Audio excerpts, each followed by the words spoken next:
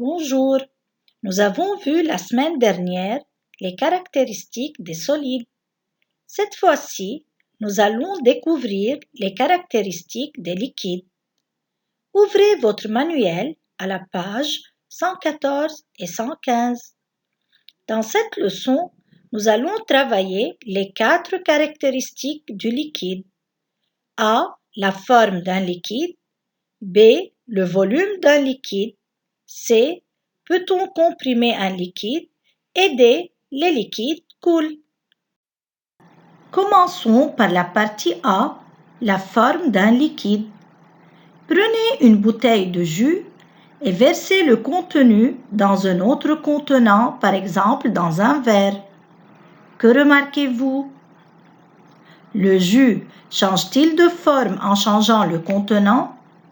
Je remarque que le liquide prend la forme du verre ou de son contenant.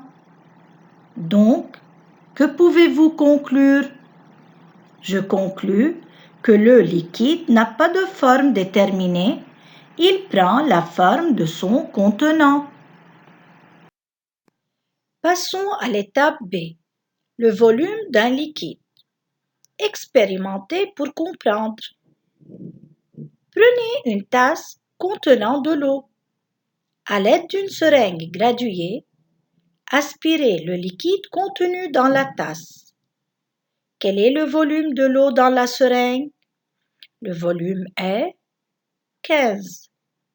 Videz la seringue dans le verre, puis aspirez de nouveau l'eau du verre à l'aide de la seringue. Que remarquez-vous? Regardez le niveau du liquide dans la première et dans la troisième seringue et comparez le niveau du liquide dans les deux seringues. Que pouvez-vous déduire? Je peux déduire que le volume de l'eau est 15. Cela veut dire que le volume de ce liquide n'a pas changé. Donc, le volume d'un liquide est invariable. Passons à l'étape C. Peut-on comprimer un liquide? Expérimentez avec l'eau. Mettez de l'eau dans une seringue jusqu'à un certain niveau marqué. Vous remarquez que le niveau de l'eau ou le volume est 10.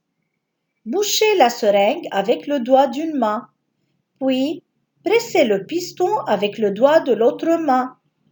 Avez-vous réussi à comprimer l'eau? Non, l'eau garde le même volume, le même niveau 10. Que pouvez-vous déduire?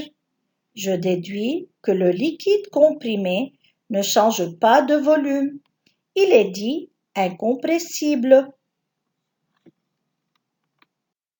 Passons à l'étape D. Que voyez-vous? Je vois une bouteille. L'eau coule de la bouteille. Et dans la deuxième, le robinet est ouvert et l'eau coule. Donc, par quoi est caractérisé le liquide? Les liquides coulent. Récapitulons. Les liquides n'ont pas de forme déterminée. Ils prennent la forme de leur contenant. Les liquides ont un volume invariable. Ils sont incompressibles. Les liquides coulent. Bonne journée les EB3. N'oubliez pas de réaliser ces expériences avec l'aide de vos parents. À très bientôt.